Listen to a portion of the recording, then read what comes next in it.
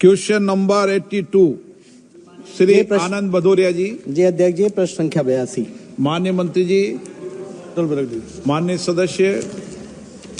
अध्यक्ष जी, मैं आपके माध्यम से माननीय मंत्री जी से जानना चाहता हूं, इस सरकार के दौरान गोल्ड लोन एनपीए में ऐतिहासिक वृद्धि देश में आर्थिक संकट की ओर इंगित करती है।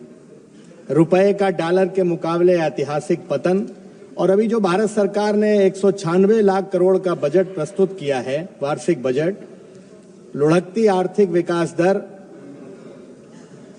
जो बजट प्रस्तुत किया 196 लाख करोड़ रुपए का कर्ज जो भारत सरकार पर लगभग 196 करोड़ है, वो इस साल के बजट वार्षिक बजट का 4 गुना है।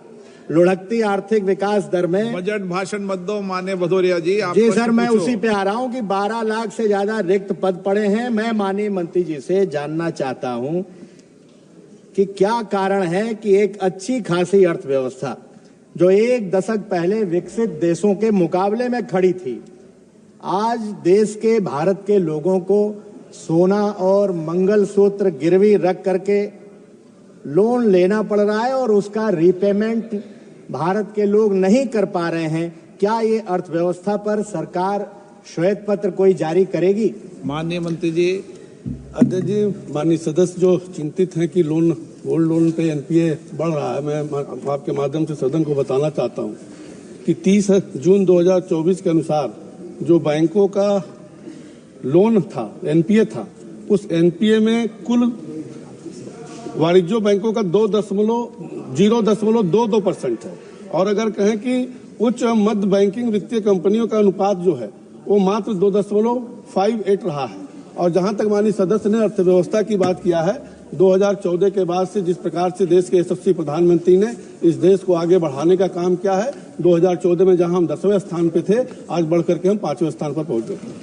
माननीय सदस्य। अध्यक्ष जी, सोना और मंगलसूत्र तो भावनाओं से जुड़ा हुआ होता है, कोई ऐसे ही नहीं अपना सोना गिरवी रख करके लोन लेता है। एक और सरकार कह रही है कि हम विश्व की 5वीं सबसे बड़ी अर्थव्यवस्था है, और दूसरी 3 फरवरी के प्रश्न संख्या 172 हमारा ही था, उसमें माननीय मंत्री जी ने 2020 में वैश्विक महामारी के विपरीत वित्तीय प्रभाव का वित्तीय वर्ष 2020-21 के बाद राजकोषीय प्रभाव पड़ा है, इसलिए केंद्रीय कर्मचारियों के महंगाई भत्ता, महंगाई राहत का बकाया दिया जाना संभव नहीं है। सरकार ने ये जवाब दिया है। तो मैं अध्यक्ष जी जानना चाहता हूं, मेरा माननीय मंत्री जी से प्रश्न है कि आप अपनी सुविधा के अनुसार तो अर्थव्यवस्था का बखान कर नहीं सकते कि अर्थव्यवस्था अच्छी है या खराब है, और अगर अच्छी है आपका कौन सा कथन सही माना जाए? अगर अच्छी है तो क्या केंद्रीय कर्मचारियों और पेंशनरों का डीए और डीआर देने का कार्य सरकार करेगी? अध्यक्ष जी, जहां तक उन्होंने महिलाओं की बात किया है, एक व्यवस्था दी गई है कि वो चाहें तो अपना ज्वेलरी भी रख करके लोन लेकर के अपना काम चला सकती है। बाकी जो दूसरा इनका पार्ट है वो मूल पर से संबंधित नहीं है। वीके न्यूज उत्तर प्रदेश उत्तराखंड, सच का सारथी।